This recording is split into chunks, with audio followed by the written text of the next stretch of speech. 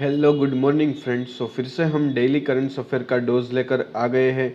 Important questions for UPSC और all competitive exam. अगर आप यूपीएससी और अदर कॉम्पिटिटिव एग्जाम की प्रिपरेशन करना चाहते हो तो प्लीज़ हमारी चैनल को सब्सक्राइब कीजिए, राडिया एकेडमी को। यहाँ पे आपको डेली करंट अफेयर के डोज मिलते रहेंगे। सो 29 जनवरी 2023 के रिलेटेड हमने top 10 most IMP top 10 questions provide किए हैं और वो टॉप 10 क्वेश्चंस की पीडीएफ फाइल आपको डिस्क्रिप्शन में मिल जाएगी। So let's start. क्वेश्चन 1, 29 जनवरी को कौन सा दिन मनाया जाता है, या 29 जनवरी का इतिहास। सो 29 जनवरी से रिलेटेड कई महत्वपूर्ण घटनाएं देश और दुनिया में हुई है, जहाँ पे सबसे महत्वपूर्ण घटना है 29 जनवरी को महाराणा प्रताप का जन्म हुआ था 1597 में। 1780 में भारत का पहला अंग्रेजी अखबार बंगाल गजट पहली बार प्रकाशित हुआ था 29 जनवरी 1780 को। 2002 में अमेरिका के राष्ट्रपति जॉर्ज डब्ल्यू बुश ने राष्ट्र के नाम अपने संदेश में ईरान, इराक, उत्तरी कोरिया को दुनिया में दुष्टता की धुरी करार दिया था। और 1916 में प्रथम विश्व युद्ध में जर्मनी ने फ्रांस पर पहली बार हमला किया था। जर्मनी ने फ्रांस पर 1916 में 29 जनवरी। सो ये कहीं महत्वपूर्ण घटनाएं देश और दुनिया में है। सो यहाँ पे हमने शॉर्टलिस्ट की है। सो ये हमारा क्वेश्चन 1 है। क्वेश्चन 2, धोनी प्रोडक्शन हाउस में बनने वाली पहली फिल्म का नाम क्या है। सो हाल ही में M S Dhoni production house और उनकी पत्नी साक्षी के production house Dhoni Entertainment Private Limited की पहली film Let's Get Married LGM की घोषणा की है। तमिल में बनने जा रही इस फिल्म में मुख्य भूमिका में हरीश कल्याण, इवाना, नदिया और योगी बाबू हो गए। सो LGM let's Get married Tamil भाषा में बनेगी और तमिल में बनने वाली ये फिल्म है। और हरीश कल्याण, इवाना, नदिया और योगी बाबू इस फिल्म में कास्टिंग किए गए हैं। और फिल्म का निर्देशन रमेश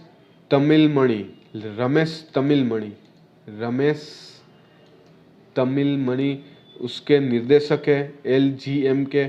और उसकी शूटिंग 27 जनवरी से शुरू होगी, 27 जनवरी से शुरू हो गई है। सो ये हमारा क्वेश्चन 2 है। क्वेश्चन 3, हाल ही में किस राज्य में क्रैश हुए सुखोई 30 और मिराज 2000 एयरक्राफ्ट। सो हाल ही में मध्य प्रदेश के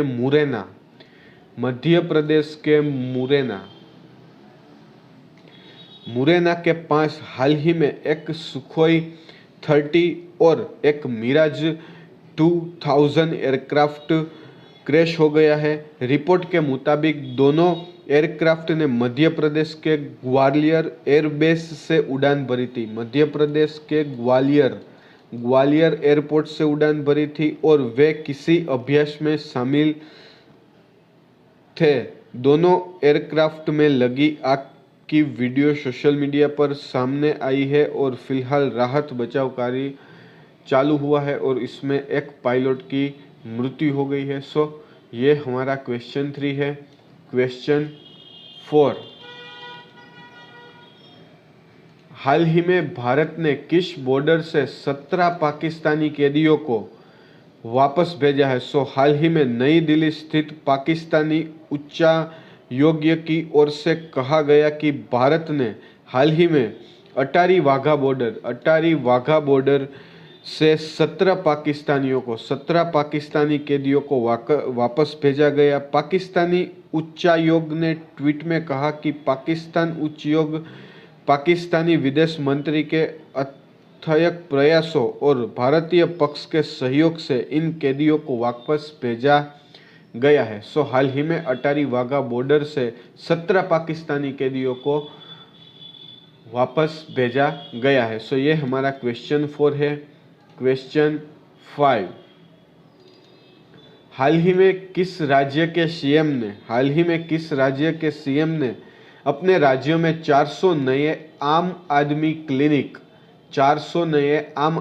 क्लिनिक की शुरुआत की। सो हाल ही में पंजाब के मुख्यमंत्री भगवंत मान ने राज्य में हाल ही में 400 नए आम आदमी क्लिनिक AAC की शुरुआत की है। इससे पहले पंजाब की आप सरकार ने 15 अगस्त 2022 को 100 आम आदमी क्लिनिक शुरू किए थे। मुख्यमंत्री मान ने कहा पंजाब में 117 स्कूल ऑफ एमिनेशन बनने जा रहे हैं, स्कूल ऑफ एमिनेशन, और मोहाली में पहला स्कूल ऑफ एमिनेशन शुरू हो चुका है। सो ये हमारा क्वेश्चन 5 है। क्वेश्चन 6, हाल ही में सऊदी सुपर कप से कौन सी टीम बाहर हुई? सो हाल ही में सऊदी अरब के क्लब अल नासर सेमीफाइनल में अल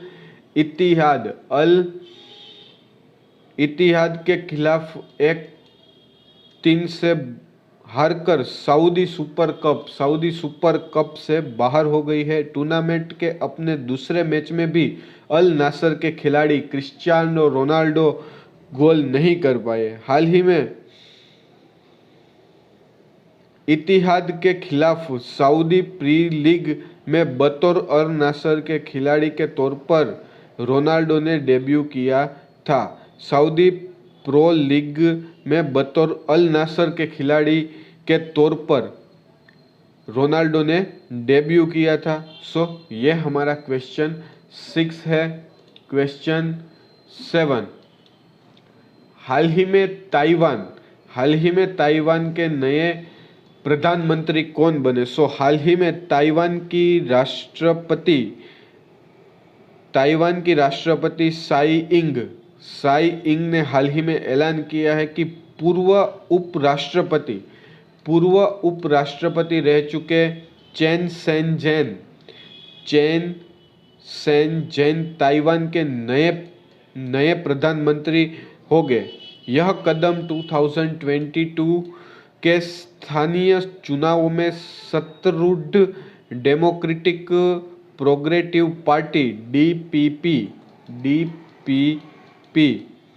सत्तारूढ़ डेमोक्रेटिक प्रोग्रेसिव पार्टी की हार के बाद कैबिनेट में फेरबदल के तहत लिया गया है और पूर्व प्रधानमंत्री सुंग संग चांग ने पिछले हफ्ते इस्तीफा दिया था। इसके बाद पूर्व उपराष्ट्रपति चेन सेन जेन हाल ही में ताइवान के नए प्रधानमंत्री बने हैं, चेन सेन जेन। सो ये हमारा क्वेश्चन 7 है। क्वेश्चन 8, 1 फरवरी से अपने यात्री वाहनों के दाम 1.2% बढ़ाएगी कौन सी कंपनी? सो हाल ही में टाटा मोटर्स ने ऐलान किया है कि पेट्रोल और डीजल वाले अपने यात्री वाहनों की कीमत 1 फरवरी से औसतन 1.2% बढ़ाएगी। टाटा मोटर्स के मुताबिक नियामक बदलावों और वाहनों की कुल लागत में वृद्धि का बड़ा खर्च कंपनी को उठाना पड़ रहा है।